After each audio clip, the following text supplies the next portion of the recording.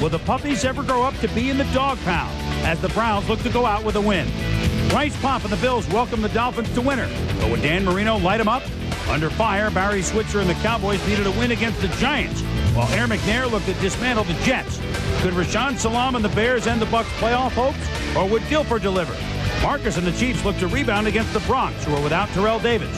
Buddy Ryan returned to Philly, but would the Eagles run away from him? And could the Panthers muscle up enough effort to slow down Jeff George and the run-and-chew Falcons? Come on, Bruce. We're just getting started on NFL Primetime. Next!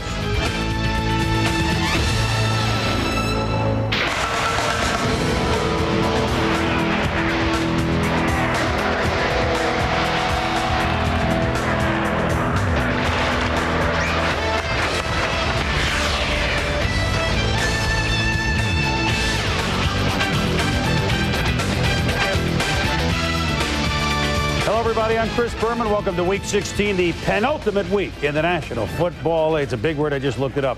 We have, boy, you know, just when you think you know the league, a lot of things, question marks. And help me solve it all, Tom Jackson and the judge, Bill Pidto. First, though, let's get you caught up on the late games around the league.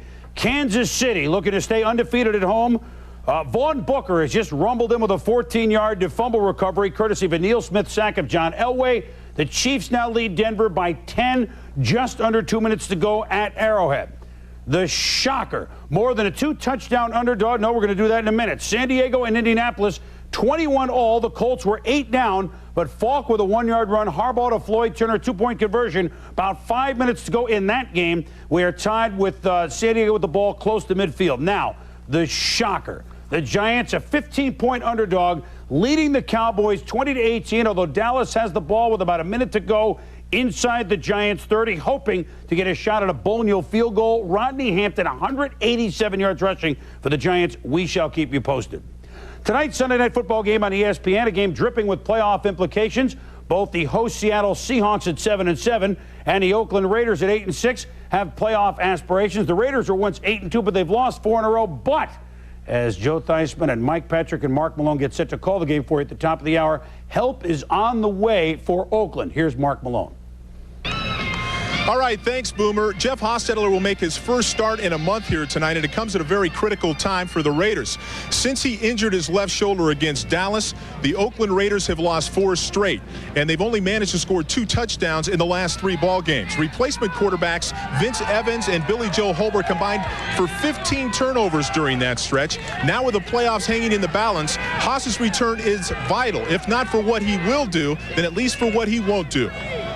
I think we all realize these last 4 weeks how much we miss Jeff Hostetler. I mean, his leadership, and his mental and physical toughness, and just what he brings. And I think he rallies people around him. I've seen it in practice. You can feel it. He looks people in the eye. He demands people to play to his level. So he's what you're looking for in a pro quarterback, and we've missed him a lot. In their first meeting against the Seahawks, Oakland pulled out all the stops on offense, including the no-huddle offense, racking up 531 total yards. Hostetler, Harvey Williams, and Tim Brown all had big days as the Raiders romped 34-14. But this is a different Seattle team than the one they faced back in October. The Seahawks have won 5 of their last 6 to go 7-7, and they remain in the playoff hunt. Tonight, quarterback John Freese will replace the injured Rick Meyer. But, Boomer, head coach Dennis Erickson has said that Meyer will be available should John Freese stumble. All right, Mark, thank you. So that's our game tonight. The Raiders at the Seahawks, 8 Eastern and 5 on the West Coast and in the Puget Sound area near Seattle. All right, we're revving up here at NFL Primetime. The Oilers, their last game in Houston, they would take no prisoners against the Jets. And emotion at Cleveland, the final game for the Browns after 50 years. Back to NFL Primetime. The Houston Oilers came into existence with the inception of the American Football League, the Foolish Club. Bud Adams was one of the original owners, still the owner of the club. He's announced they're moving to first Memphis, then Nashville. We're going to call them the Tennessee Tuxedos. First 2 years in the AFL, they won the title.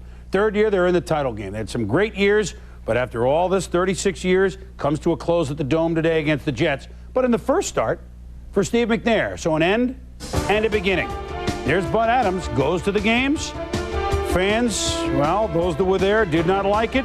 you can understand. They like football in Houston, although certainly not the same fervor as in Cleveland. A sparse crowd at the game of 35,000. They watched Steve McNair's first start, and he can air it to Hayward Jeffries, 34 yards, 10-0 Houston in the first quarter. As for the Jets offense, well, here's what it was. Brian Hansen, problem, he's the punter. He punted, and then he punted, and then he punted, and then he punted, and then, oh, that got caught in that Barry Switzer wind. 6 punts in the first half, 9 of the game. Oh, that Jet offense, here it was in the first half. 13-0 Houston at the half. Third quarter, Richie Kote's team finally gets on track a little bit until Houston plays D, which they can do, Tom. Yeah, you see Craig Vesey lined up at the nose tackle position. He drives Cal Dixon back on a 4th and 2 here, wipes him out, and stuffs Ron Moore for no gain. So Jeff Fisher's team still playing like they're into the season. It's a credit to him and his staff. Oh, Chris Sanders makes the catch of 53 yards off the head of Aaron Glenn, and that's using his head from the McNair pass. Yeah, Aaron Glenn in great position, but he just can't get a handle on the football, and great concentration by Sanders. 2 plays later, McNair to Sanders. Look at the catch by the youngster. Boy, he's coming on in the second half.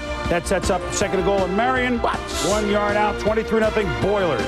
The Jets tack on a touchdown, but you know, those who were there, thanks for the memories. And as we said, they started off better than any team in the AFL with George Bland and company.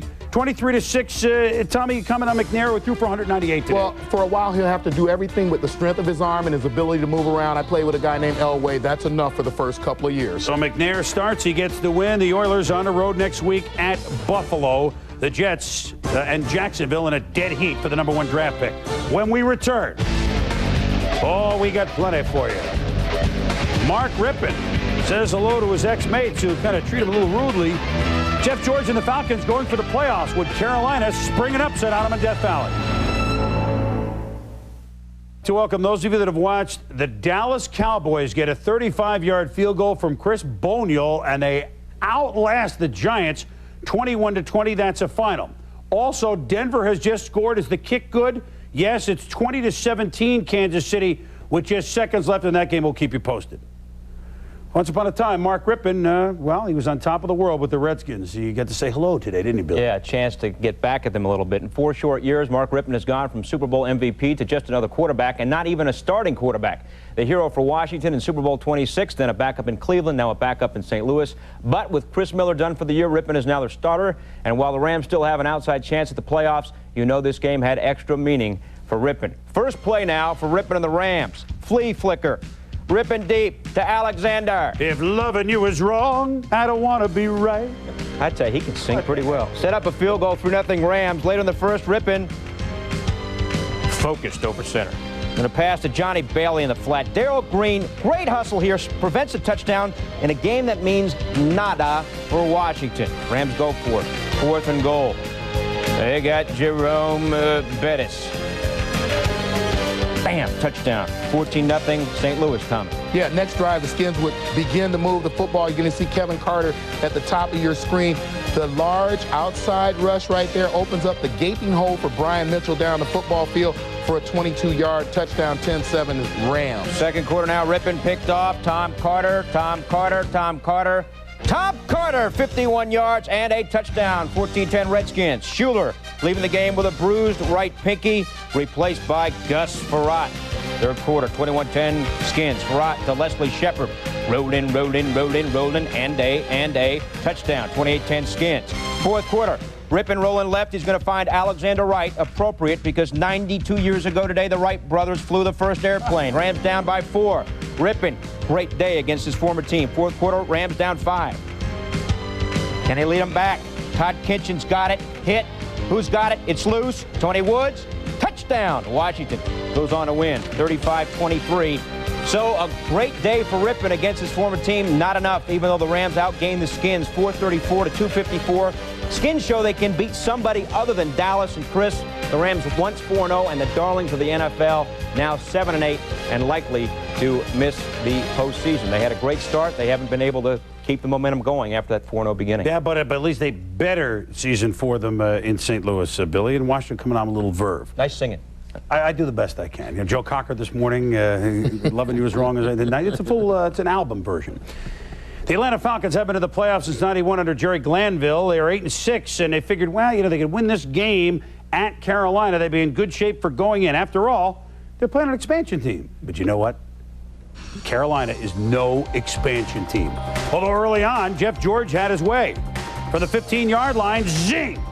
Derek Metcalf touchdown at 7-0 Atlanta. Later in the first quarter, George flips to Ironhead. And Craig Hayward touchdown 14-0 Atlanta, 13 minutes into the game. 3rd and 23 for the Panthers. Kerry Collins to Willie Green. Color of money. 48 yards on 3rd and 23. It's a first down. And the drive, which began in the shadow of their own goalpost, Collins sneaks in. It's a 14-7 game. An 18-play, 98-yard drive that took over 10 minutes. Some expansion team. Late in the first half, George chased, throws the ball away, but Ron Smith hits him. Head hits the ground. George woozy, but comes back 17-7 Atlanta at the half. 4th and inches, and Dom Capers, he'll go for it. Play action. Collins to Mark Carrier. Nice moves, and the Panthers are in business. Same drive, 3rd and goal. Collins, no. Atlanta defense stacks him up, and then Dom. Capers goes for it. Derek Moore, 4th down, touchdown. Falcons lead is cut to 3, 17-14. In the 4th quarter on 3rd and 12, George into the end zone. Tipped by Brett Maxey. Pat Terrell with the pick. And the Falcons are stopped. Then the pass is tipped by Sam Mills intercepts later in the 4th quarter. 2 plays later, Collins to Willie Green. Color of money. Look at him go. He could go all the way. 89 yards. And the Panthers have come back. They lead at 21-17. Collins psych. Green says, here, hold this for me. Collins, 18 of 28 for 283. What happened on the play, Tommy? A great job of the quarterback and the wide receiver working together. The pump fake by Collins, the inside route. Ron Davis, the cornerback, bought on it, and Willie Green was gone. He was gone, but George and the Falcons were not gone. 1:23 to go, 2nd and goal. The pass, he's hit by Lamar Lathan at the feet of Ironhead. George almost picked off by Steve Lofton. Now, 4th down, 1:13 to go. Again, they're inside the 10. George rolls out to Bert Emanuel. Lamar Lathan chases. Pat Terrell picks it off. They want interference. He knocked it away.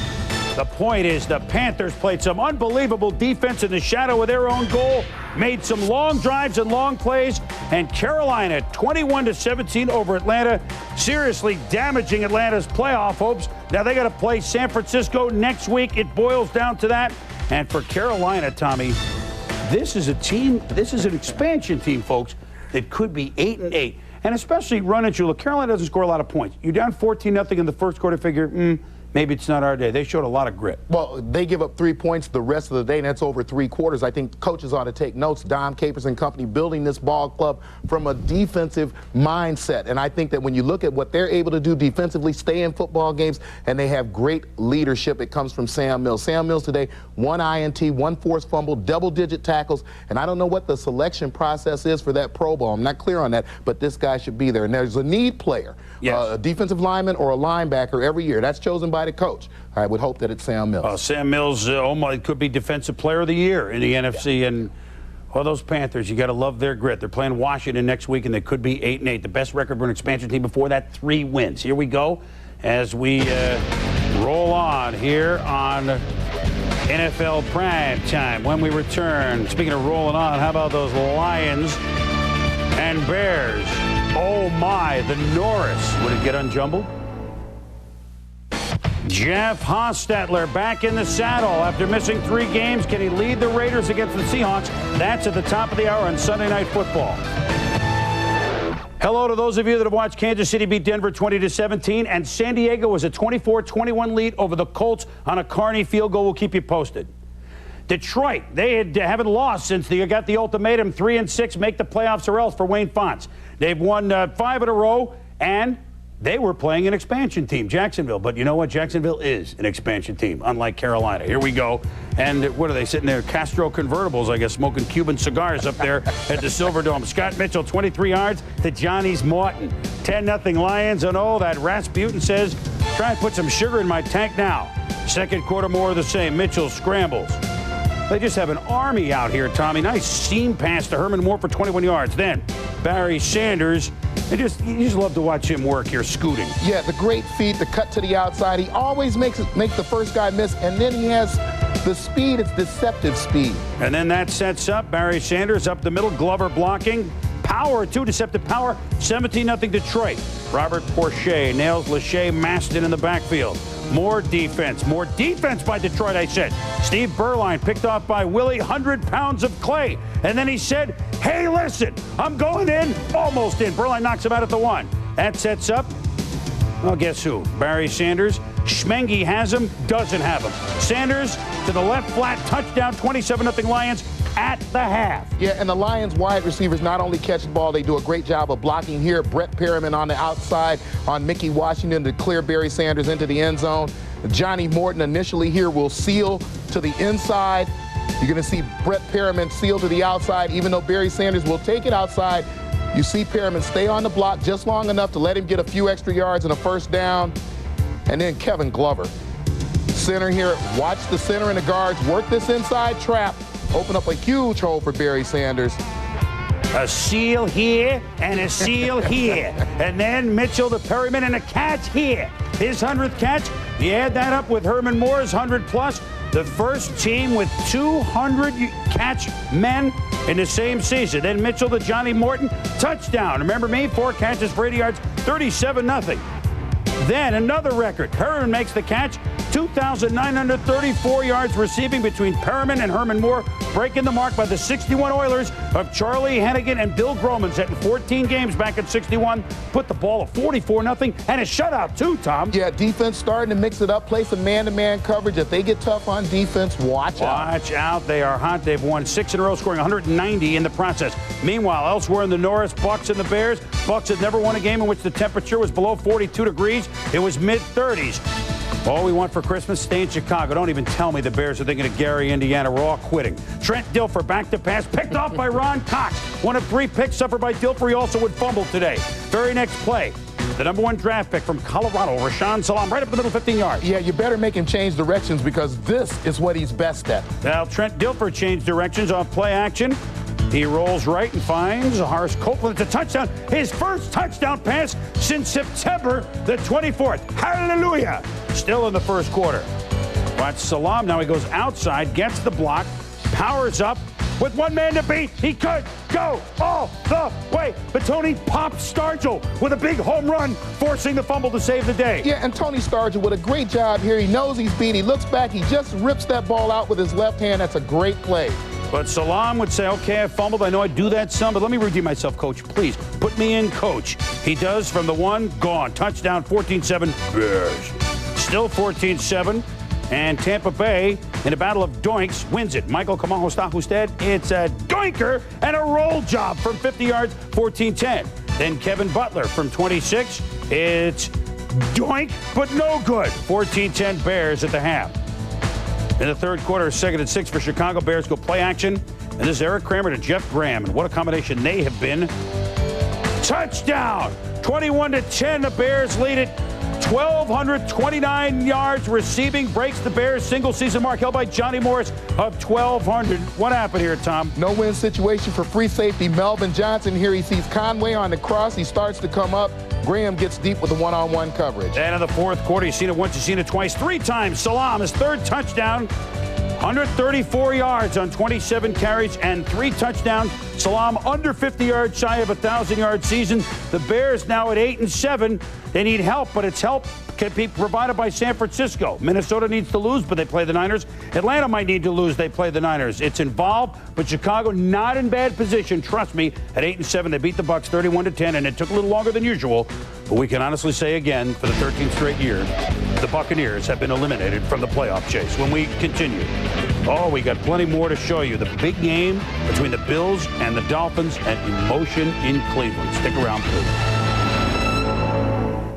Welcome back to Prime Time. Carrie Blanchard has kicked a 50-yard field goal for the Colts. We're under a minute to go now, and the Chargers and the Colts in a key game for both in the playoffs, tied at 24 at the RCA Dome. We shall keep you posted. About 21 seconds to go in that game.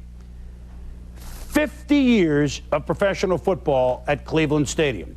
They began in 1946 in the old AAFC, and by the time Paul Brown and the Cleveland Browns, they were rolling.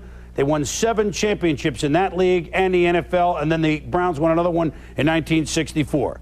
Fitting today in what looked like the last game ever at Cleveland Stadium for the Browns that Paul Brown's son, Mike Brown, was in as owner of the Cincinnati Bengals. Jim Brown, many of the old Browns on hand, fans not sure what to do. 50 years of football boiled down to 60 minutes in Cleveland. Kind of a somber scene as you watched us on game day this morning. The fans in Cleveland laying the stadium to rest. First game played September 9th, 1931.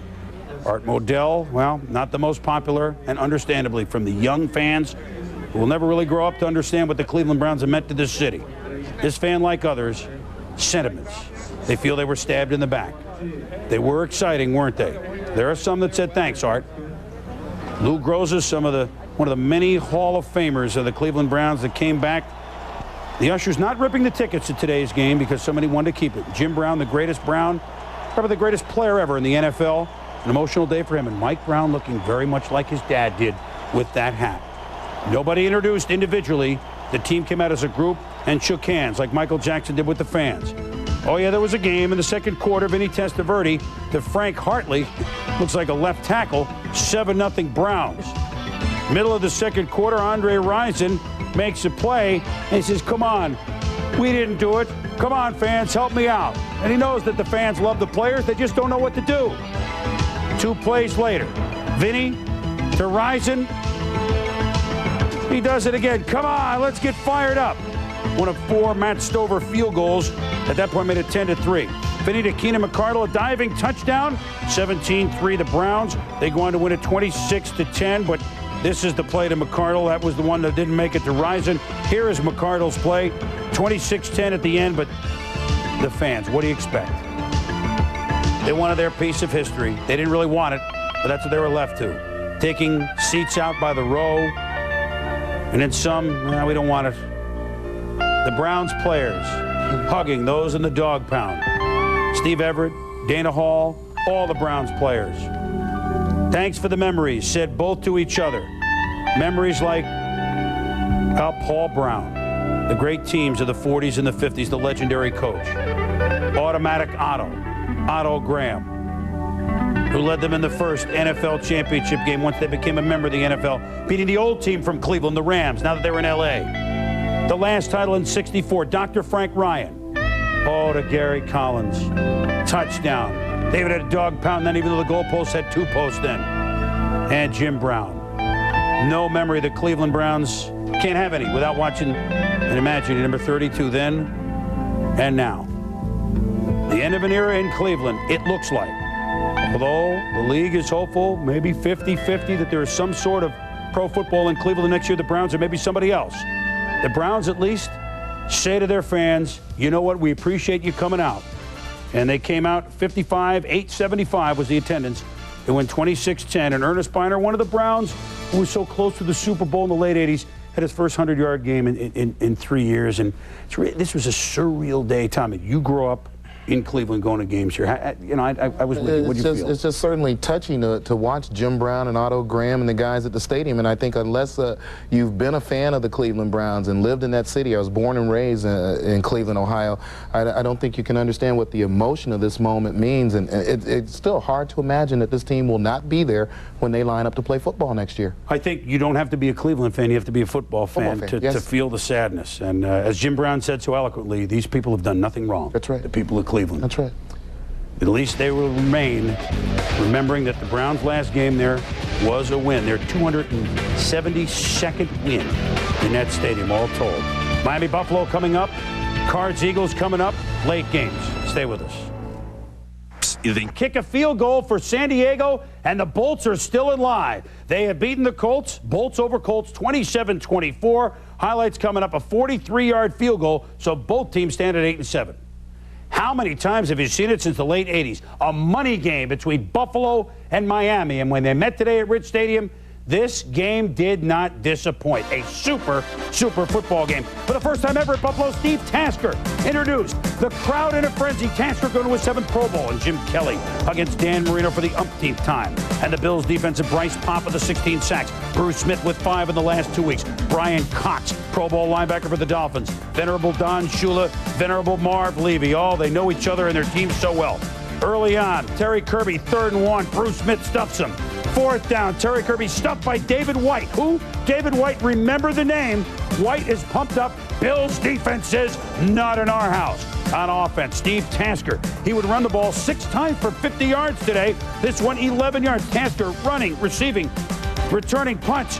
And then Thurman Thomas left for 12 yards. Yeah, and he shows great patience there, waiting on the block to get outside for the yardage. But Marv Levy's club stopped inside the 10. They settled for a field goal penalty. Hurt Miami then, Tom. Yeah, the obvious penalty here on Steve Tasker was an obvious call there, and then you're going to see the offsides here by Trace Armstrong. Up at the top of the screen, he's going to give Kelly a free shot at the end zone. It's incomplete, but again, a free shot at the end zone. And even though it's incomplete, the flag, and it keeps it going. It's a 6-3 game in the final 2 minutes of the half until Thurman Thomas. Bulls, touchdown. Buffalo scoring as the good teams do in the final minute of the half. Another 100-yard game rushing for Thurman against the Dolphins. 13-3 Buffalo late in the second quarter.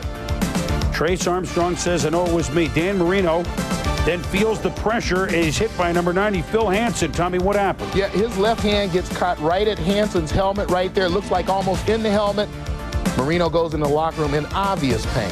But Dan, there's no way you're going to keep him out. And in the third quarter, he comes out, and the first play after a turnover, Marino makes the Bills pay to Eric Green. Boom! Touchdown, 25 yards. We're tied at 13.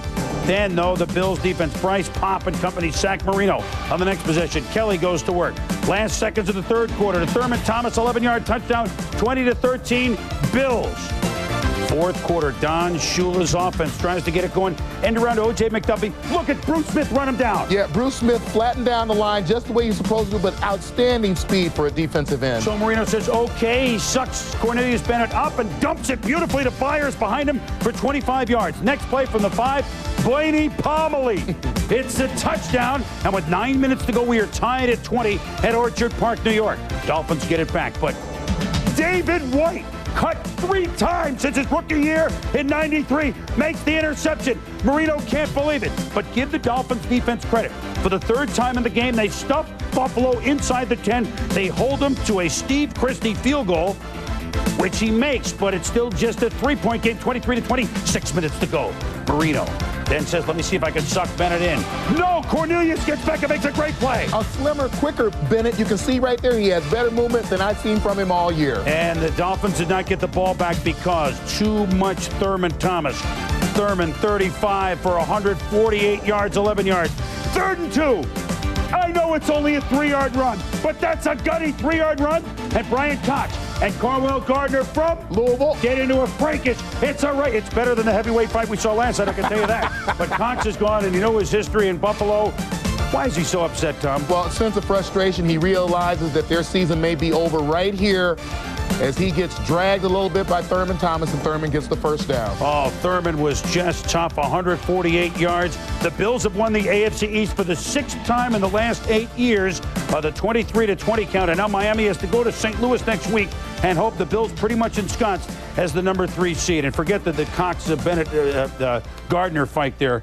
This was a heavyweight bout. This was, in my opinion, Tommy, the best football game from start to finish we've seen because it was just a football game. They know each other so well. Each team would give a knockout punch. The other team would come back. I think both teams held their head high, although Miami now in some trouble. Well, great game, well played by both teams, and I think that fans will walk away talking about a turnover here or a missed, ill-timed throw by Marino at the end of the game. But I think the key of this ball game is that the Buffalo Bills have rediscovered running the football with a healthy Thurman Thomas. 35 carries today for 148 yards. He also added a touchdown catch. You have a great complement of defensive players. This is one of the great football teams in football right now. And Brian Cox is an outstanding player who just has to learn to control his emotions. I think what's happening now is that he's getting baited into situations because players realize they can take advantage of that emotional edge that he stays on all the time. You know, Tom, you talk about running. The first time when Miami played, I think their game of the season when they beat Buffalo, they ran for 148 yards today. 42. Yeah, Buffalo's defense held Miami to 42 yards running. And as far as Buffalo running, as we go inside the numbers here on NFL Primetime, 155 yards a game for the Bills against the Miami Dolphins, and you go back to 87 through 95. 7 times a 200-yard game rushing for a team, including today. They're 16-4. And oh, by the way, Marv Levy, lifetime against Don Shula, 16-6. Wow. When we return, Bolts and Colts in a headbanger. And Marcus Allen and the Chiefs at home trying to do in the Broncos. And Dave Brown and the Giants thinking upset of the Cowboys. Do they dare think it in Big D? Late game. In the race for the AFC rushing crown of the Seahawks in a playoff race. So are the Raiders. 8 Eastern, 5 Pacific. Raiders, Seahawks from the Kingdom. The Cowboys reeling of their loss against Philadelphia last week against the lowly Giants.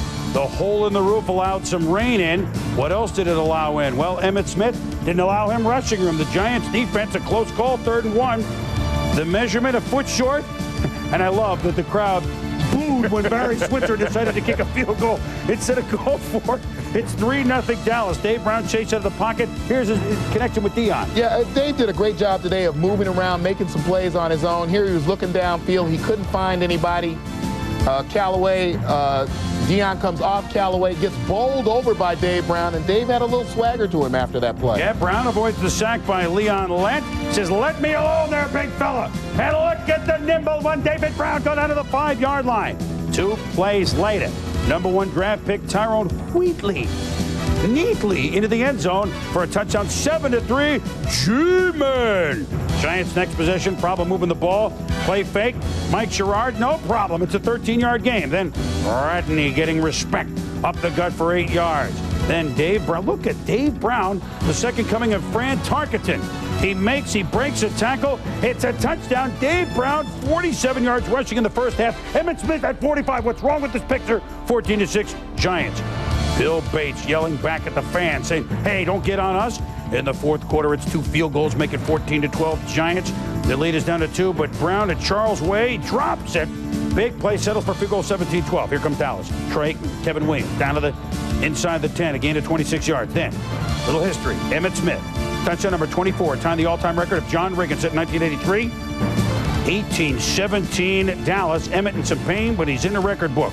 Giants get back to work, and what a day for Rodney Hampton, Tom. Yeah, they did a lot of their work up the middle of the football field, just blowing the Cowboys off the ball, and Rodney Hampton hitting the hole quick, getting through, getting what he could get. 34 carries for 187 yards, but Wheatley get to do the work inside the 5, and he's in for a touchdown. Oh, but there's a penalty, Tommy. Yeah, Charles Way gets called for holding here on Darren Woodson, and you folks watching this will have to be the judge of this if you think that's holding.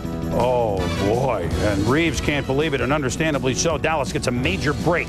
It's now just a 20-18 lead as the Giants kick a field goal. Aikman to Williams. It's a first down near the midfield, so I can pick up 13 yards.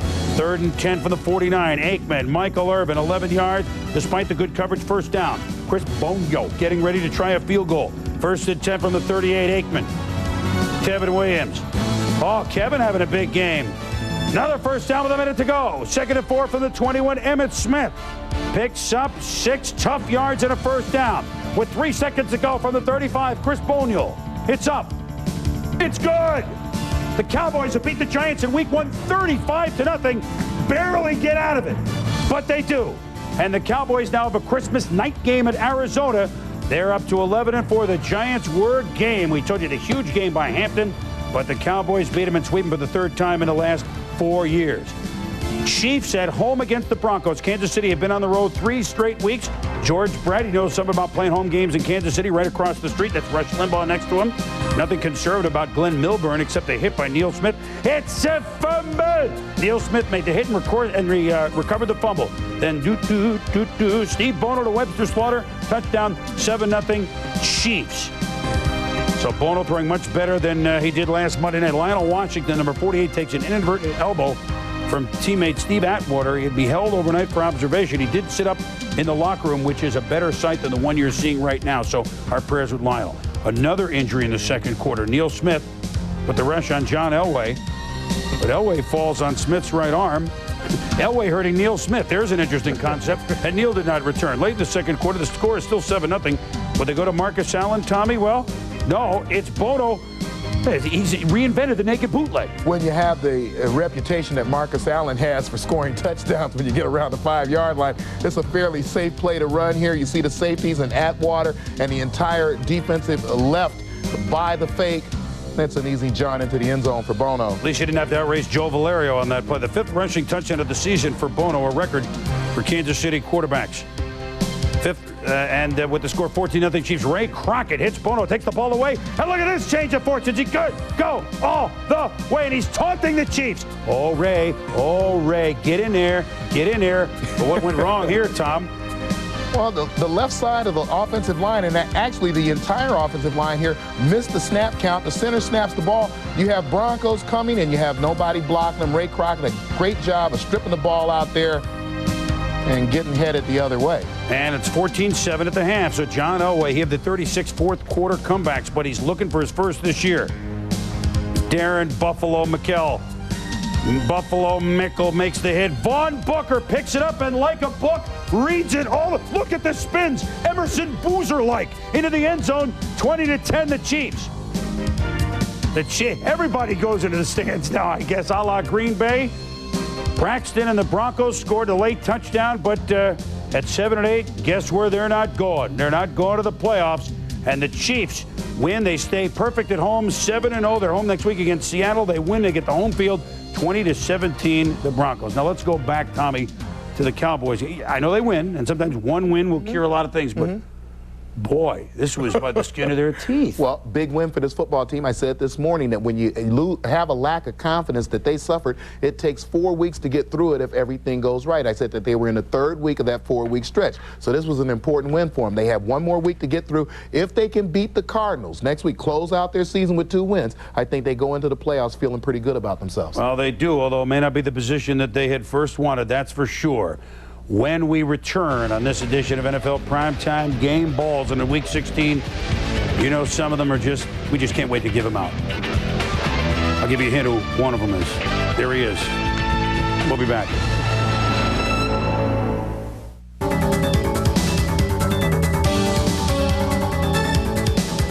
Primetime Players is brought to you by 1-800-COLLECT, the way everyone can save on collect calls. It's easy.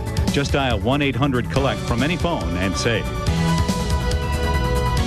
Well, biggest game of the day, Thurman Thomas, 148 yards rushing. The touchdowns, he was just immense.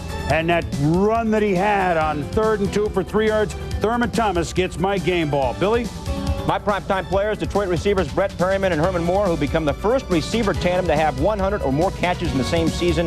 Give them both a game ball. They've had a lot to do with Detroit's drive for the playoffs, Tommy. Yeah, Billy, my primetime player is the leader of the best expansion team to ever have their first year, Sammy Mills. 8 tackles, 1 INT, a forced fumble on the day. His leadership has carried them this year. We're not done. We got playoffs to explain, clarify, and a playoff-laden game between the Bolts and the Colts. We'll show you that highlight in a moment. Our truck has broken down. Minutes away from Sunday Night Football, Tim Brown and the Raiders trying to snap a 4-game losing streak. They're at the road at the Kingdome against the Seahawks. Both teams playoff hopefuls. Playoff hopefuls indeed between the Colts and the Bolts. The AFC defending champs don't go down easily, do they? Great game. Quarterback Eugene Daniel has been a Colt since 1984, so he's not a young Colt, but knows all about Colts history. And Daniel says this game against San Diego is pretty much a Super Bowl game for Indy, trying to make the playoffs for the first time since 1987. San Diego, of course, knows all about Super Bowl games, and for the Chargers, a must-win situation. Jim Harbaugh back in the Colts lineup. After sitting out last week with a knee injury, he's going to the Pro Bowl. Colts up 3-0, Chargers first possession. Humphreys, Tony Martin, 51 yards and a touchdown, 7-3 San Diego, Tommy. Yeah, the defensive backs here, Ashley Ambrose and Ray Buchanan, so worried about Ronnie Harmon coming out of the backfield, they will let Martin get by them. Right there, you can see him focusing into that backfield. They let Martin run by him. Safety Jason Belzer takes a bad angle as he comes over right there. Too shallow, has to turn and run, and when you have the speed of Martin, get behind the defense, that's 6. Chargers second possession, Natron Means returning after missing 5 games with a bad groin, stuck in the game. Means 3 carries for just 6 yards. Still 7-3 second quarter. Harbaugh to Dawkins, who caught 6 passes for 123 yards. Then Harbaugh to Dawkins, this time for 14 yards. And then again, the Colts keep going. Harbaugh back to pass. Ken Dilger, the rookie tight end, touchdown. 10-7 Colts at this point. It's 14-13 Chargers now in the 4th quarter. Humphreys to Martin, and that's a touchdown. 21-13 San Diego. Tommy, what do you have? Well, nothing worse than a corner looking for help and not getting it. Ray Buchanan kind of lets him to the inside. You see him point to Belzer, the safety, looking for the help, and Belzer gets turned around, and look at the frustration on Buchanan. Colts driving. Harbaugh to Zach. No relation to Davy Crockett. 21 yards down to the 7. That sets it up. Marshall Faulk also going to the Pro Bowl. 1 yard and a touchdown. 21-19 Chargers at this point. They go for 2. Harbaugh. Floyd Turner. Count to 2. We're tied at 21. Chargers get the ball back. Humphreys with Harbaugh not able to even see the fact that he completed the 2-point conversion. Humphreys intercepted by Quentin Coriat. So the Colts have it. The Harbaugh pass is picked off here by Willie Clark. Chargers owner Alex Spanos. Oh, that's my guy. This is my team. That leads to John Carney. About 3 minutes to go. 34-yard field goal is up, and it is good. 24-21 Chargers. Colts get the ball back. Less than 2 minutes left. Harbaugh, he's been captain comeback. Could he do it again? To Dawkins, 14 yards. Harbaugh to Faulk, 11 yards on this sequence. That sets it up. Blanchard, 51 yards out for the tie. 50 seconds to go. Got it. 50 seconds left. We're tied at 24. Chargers, one last drive, a playoff berth on the line. From midfield, Humphreys almost picked up by Coriat, but he drops it. Had a great chance for the interception. Very next play, Humphreys to Ronnie Harmon. 18 yards. Chargers moving. 7 seconds to go. John Carney, 43 yards out for the win. It is up, and it is good. Good night, everybody. Harbaugh says, what? Chargers win it 27-24. Oh, what a ball game. So, San Diego's won 4 straight, closing with a late charge. Colts could have clinched a playoff berth with a win as it is. Both teams are still alive for the playoffs. Cards and the Eagles. With a victory, the Eagles can clinch a playoff spot, but it would have to come against former Eagles coach Buddy Ryan. Second quarter, 6-0 Cardinals. Rodney Peete to Calvin Williams, hit by Brent Alexander, recovered by Eric Swan. Cards try to convert. Centers, 1 yard and a touchdown. Cards convert the 2-point conversion. They're up 14-0. They continue the tight D. Rodney Peete, play action, hit. Ball pops loose. Who's got it? We don't know who's got it. Yes, we do. Eagles recover, Tom. Yeah, you're going to see Clyde Simmons here matched up on Mo Elawanibi on the outside here. A nice push, and then the move outside, the nice speed outside. Collapses the pocket on Rodney Peete and forces the fumble. 2 plays later on a 4th and 3. Peete picked off by Seth Joyner, the former Eagle. Cards would convert a field goal to lead 17-0. But, Tommy, what can you say about Arizona? A team built for the comeback. Yeah, by the other team. On the ensuing kickoff, Derek Witherspoon, second-year player from Clemson, 86 yards for the touchdown, his first career score. Eagles down 10. Hey, Derek, welcome to the National Football League. Celebrating the end zone. Third quarter, Garrison Hurst, fumbleitis the last couple of weeks, no different today. The carry, loses it, recovered by Greg Jackson. 2 plays later for the Eagles. Peete throws to a wide-open Reggie Johnson. He's got 3 catches this year, 2 for scores. Eagles down 3. 2014 Cards now. They are threatening. Garrison Hurst, his second fumble in 2 weeks inside the 5-yard line. He fumbled 3 times in the game. In the second half, Cards, 5 turnovers, 3 fumbles, and 2 interceptions. Fourth quarter, 2014 Cards. Peete back to pass to Williams. Beats the tackle by Joyner. Williams, 7 catches, 105 yards, and this touchdown. Eagles up 21-20. Cards driving. Late in the game, down 1. 3rd and 8 from the Eagles 23. Dave Craig sacked by Mark Gunn. Critical situation because the Cards were pushed back. 1:55 to go, down 1. Greg Davis with a 47-yard field goal attempt. This is for the lead, and it is short. Davis made 4 field goals, but not that one. And the Eagles go on to win 21-20. They clinch a spot in the playoffs. The Eagles D forcing 5 second-half turnovers. Cards had 6 trips inside the Eagles 20 and had to settle for 4 field goals. Cards have lost 6 of 7. But Chris, the big story, the Eagles, of course, began the year 1-3. They make the quarterback change.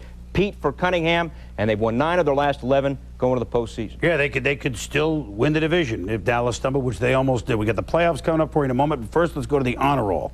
All right, as we go inside the numbers, here's the Week 16 honor rolls.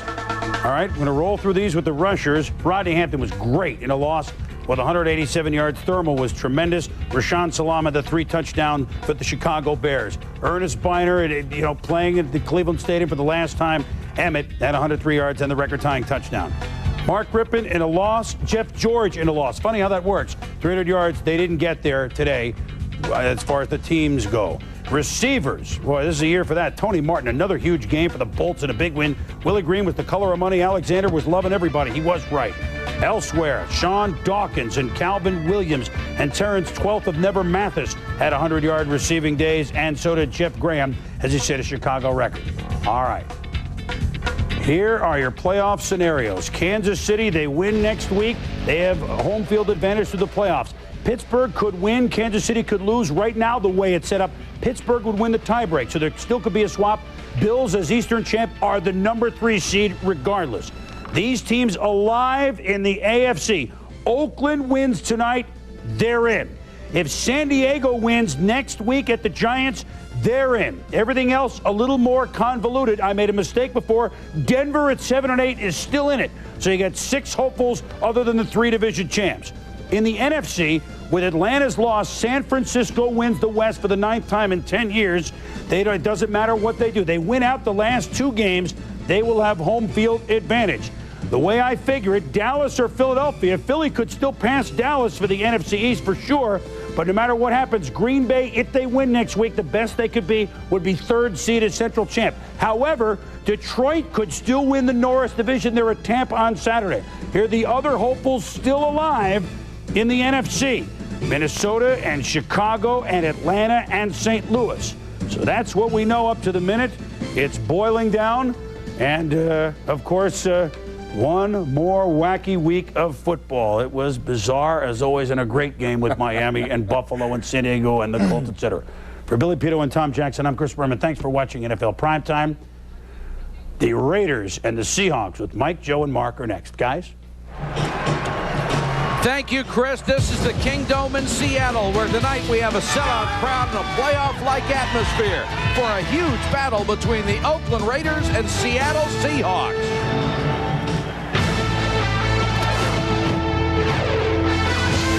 They were thought to be among the very best. They were left for dead with all the rest. But a reversal of fortune has taken place, and the Raiders and Seahawks now find themselves closer than ever before. The emotional swings of a 16-game season are in full effect. Tonight, both teams will be put to the test.